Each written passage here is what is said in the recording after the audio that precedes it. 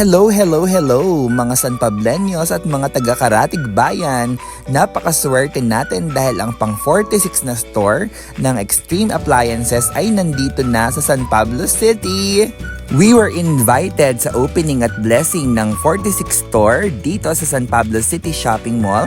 Katabi lang yan ng Jollibee. Napakaswerte natin dahil ang lapit-lapit na ng one-stop shop and na-bless na nga ni Father ang Extreme One-Stop Shop Appliances dito sa mall.